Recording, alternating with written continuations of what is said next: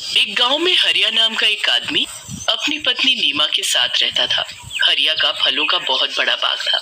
वो सुबह से अपने बाग में काम करता और शाम को घर लौट आता था। वो शहर जाकर अपने बाग के फल मंडी में बेचता और अच्छा खासा कमाता था। हरिया के घर में किसी चीज की कोई कमी नहीं थी।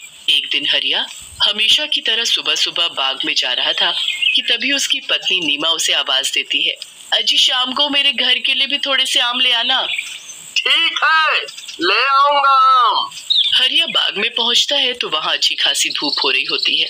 हरिया एक बड़े से आम के पेड़ के नीचे एक चारपाई बिछा लेता है और उस पर बैठ जाता है। उस पेड़ पर बड़े ही पके हुए और बढ़िया आम लग रहे होते हैं।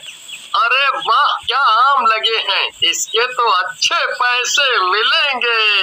एक काम करता हूँ, इसी में से नीमा के लिए आम ले जाऊंगा, वो बड़ी खुश होगी।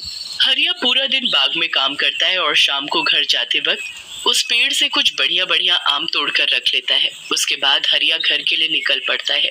घर पहुंचकर हरिया नीमा को आवाज देता है, हाँ जी मैं आ गई, बताओ ना क्या लेकर आए हो। तुम्हारे पसंदीदा आम।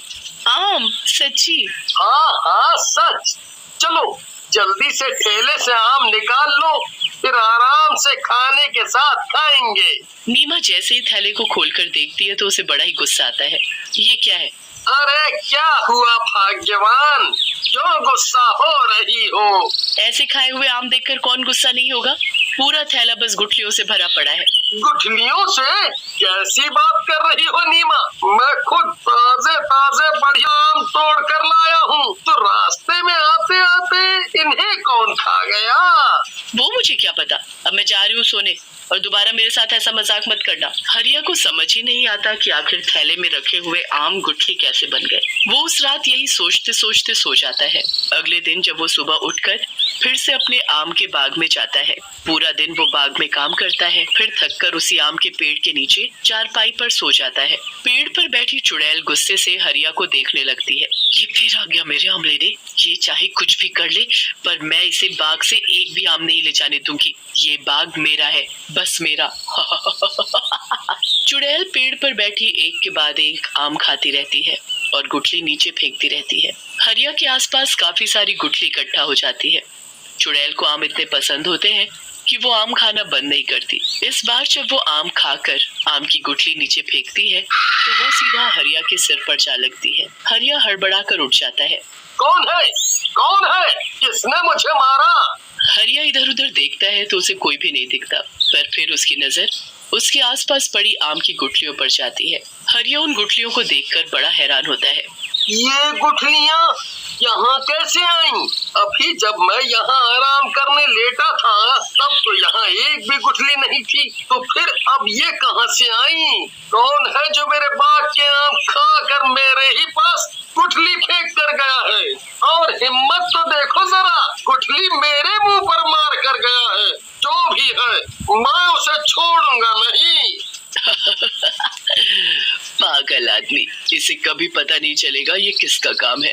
हरिया फिर से नीमा के लिए ताजे मीठे आम तोड़ने लगता है। चुड़ैल जब हरिया को आम तोड़ते देखती है तो उसे बड़ा गुस्सा आता है। वो गुस्से में लाल हो जाती है। इसकी फिर से हिम्मत हो गई जो मेरे आम लेकर जा रहा है। लगता है इस बार इसे अच्छा सबक सिखाना पड़ेगा। काफी आम हो गए हैं, चलो अब घर चलता हूँ, काफी देरी हो गई है। हरिया जैसे ही घर जाने लगता है तभी चुड़ैल पेड़ से नीचे कूद पड़ती है और हरिया का पीछा करने लगती है। हरिया को उस दिन घर जाते जाते रात हो जाती है। जब वो घर जा रहा होता है तो आसपास बहुत शांति होती है। हरिया को अचानक अपने पीछे किसी के चलने का एहसास होता है। हरिया जल्दी से पीछे मुड़कर देखता है पर पीछे तो कोई भी नहीं होता। अजीब बात है, अभी कोई तो था जो मेरे पीछे चल रहा था, पर यहाँ तो कोई नहीं है। खैर मैं जल्दी घर पहुँचता हूँ। हरिया वापस घर की तरफ बढ़ने लगता है और फिर से उसे पीछे किसी के चलने का एहसास होता है। हरिया झट से पीछे देखता है तो वहाँ इस बार भी कोई नहीं होता। हरिया घबरा जाता है और जल्दी जल्दी चलने लगता है। जल्दी जल्दी चलने के चक्कर में हरिया के हाथ से उसका आम का ठेला गिर जाता है। हरिया उन आमों को जमीन से उठा ही रहा होता है कि अचानक उसके मुंह के आगे चुड़ैल आकर बैठ जाती है। क्या हुआ हरिया, सारे आम गिर गए? चुड़ैल, बचाओ बचाओ। हरिया को कुछ समझ नहीं आता, वो तो सब आम ऐसे छोड़कर भाग लेता है। भाग गया बेचारा। इन आमों पर बस मेरा हक है, बस मेरा, इनको कोई नहीं खा सकता। चुड़ैल वहीं जमीन पर बैठ जाती है और एक एक आम उठाकर खाने लगती है और हरिया भागते भागते अपने घर पहुंचता है। वो बहुत ही बुरी तरह हाँफ रहा होता है। उसे देख नीमा भी घबरा जाती है। अरे क्या हुआ आपको? आप इतनी बुरी तरह हाँफ क्यों रहे हो? नीमा, चुड़ैल मेरे पीछे चुड़ैल। क्या बात कर रहे हो चुड़ैल? हाँ नीमा, मैं झूठ नहीं बोल रहा। मैंने उसे खुद अपनी इन आँखों से बिल्कुल करीब से देखा है। और पता है, भागते भागते जब मैंने उसे एक बार पीछे मुड़कर देखा तो वो ऐसे आम खा रही थी जैसे जन्मों से भूखी हो। आम चुड़ैल खा रही थी? मुझे तो अब शक हो रहा है कि कल जो आम आप लेकर आए थे वो कहीं इस चुड़ैल ने तो गायब नहीं कर दिए और उसमें गुठली भर दी। हाँ नीमा, तुम सही बोल रही हो, पर आखिर ये चुड़ैल हमारे पीछे क्यों पड़ गई है? ये हमसे चाहती क्या है? पता नहीं जी, ये तो वही जाने। खैर, अभी हम सो जाते हैं, वही ठीक रहेगा। हरिया और नीमा दोनों सो जाते हैं। सुबह हरिया जल्दी उठ जाता है क्योंकि उसे आम लेकर मंडी पहुंचना होता है। नीमा, अरे ओ नीमा, रास्ते के लिए तुमने खाना बांध दिया है ना? हाँ, मैंने सब रख दिया है। ठीक है, मैं पहले बाग में जा रहा हूँ, फिर आम तोड़कर उनको बाजार में शहर बेचने जाऊंगा।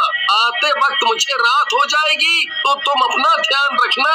हरिया अपनी बैलगाड़ी लेकर बाग की तरफ चल पड़ता है। बाग में पहुंचकर वो पके पके आम तोड़कर टोकरी में भरने लगता है। देखते ही देखते काफी टोकरी भर जाते हैं। उसके बाद हरिया उस पेड़ के पास पहुंचता है जिस पर चुड़ैल रहती है। हरिया उस पेड़ से भी आम तोड़ना शुरू कर देता है। पेड़ में बैठी चुड़ैल हरिया को दिखाई नहीं देती, इसलिए वो बड़े ही मजे से आम तोड़ कर टोकरी में भरने लगता है। पर जब चुड़ैल उसे ऐसा करते देखती है तो उसका खून खौल उठता है। इसकी इतनी हिम्मत कि ये फिर मेरे आम लेने की कोशिश कर रहा है।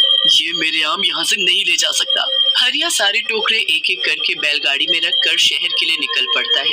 चुड़ैल भी झट से उसकी बैलगाड़ी पर कूदकर बैठ जाती है। हरिया को महसूस होता है कि कोई उसकी बैलगाड़ी में कूदा है और वो जल्दी से पीछे मुड़कर देखता है तो उसे उस बैलगाड़ी में बैठी वो चुड़ैल दिखाई ही नहीं देती। हरिया आगे बढ़ता है।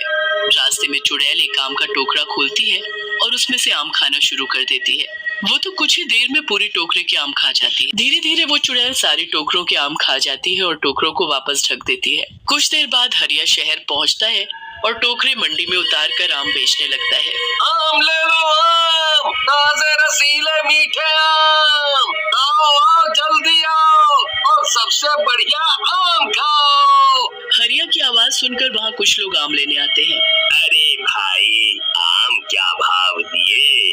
बस 120 रुपया किलो। बताओ कितने बांध दूं? पहले आम की शक्ल तो दिखाओ, तभी तो बताऊंगा। हाँ, अभी मैं टोकरे खोलता हूँ। हरिया जैसे ही ढके हुए टोकरे को खोलता है तो उसके होश उड़ जाते हैं। टोकरी में तो बस गुठली ही गुठली भरी होती है। दूसरी टोकरी खोलता है तो उसमें भी गुठली ही भरी होती है। हरिया सारी टोकरी खोलकर देखता है और सभी में बस गुठली भरी होती है। हरिया को समझ ही नहीं आता और वो निराश होकर घर वापस आता है और नीमा को सारी बात बताता है। ये हो ना हो उसी चुड़ैल का ही काम है, इसका कुछ करना पड़ेगा। मैं आज ही तांत्रिक के पास जाती हूँ। नीमा फिर एक तांत्रिक के पास जाकर उसको अपने साथ बाग में लेकर आती है। तांत्रिक को एहसास हो जाता है कि चुड़ैल किस पेड़ पर बैठी है। तांत्रिक अपने थैले से एक धागा निकालकर उस पेड़ को बांध देता है। तांत्रिक, ये तो क्या कर रहा है? ऐसा मत कर वरना मैं भी इस पेड़ से बंध जाऊंगी। यही तो मुझे करना है। तूने बड़ा दुखी किया हुआ है। आखिर तू चाहती क्या है? मुझे आम बहुत पसंद है। एक दिन जब ये आदमी आम बेचने शहर जा रहा था तब मैंने इसकी बैलगाड़ी से आम खाया था और मैं इसके साथ ही यहाँ आ गई। अब इन सब आमों पर मेरा हक है। ऐसा बिल्कुल नहीं होगा, समझी? अब मैंने तुझे इस पेड़ से बांध दिया है। आज के बाद उस पेड़ से कहीं नहीं जा पाएगी। तुझे जितने आम खाने हैं तू खा सकती है, पर बस इसी पेड़ के। चुड़ैल गुस्से में चिल्लाती रह जाती है पर कुछ नहीं कर पाती। वो हमेशा के लिए उसी पेड़ पर बंध जाती है और उसी के आम का स्वाद ले पाती है।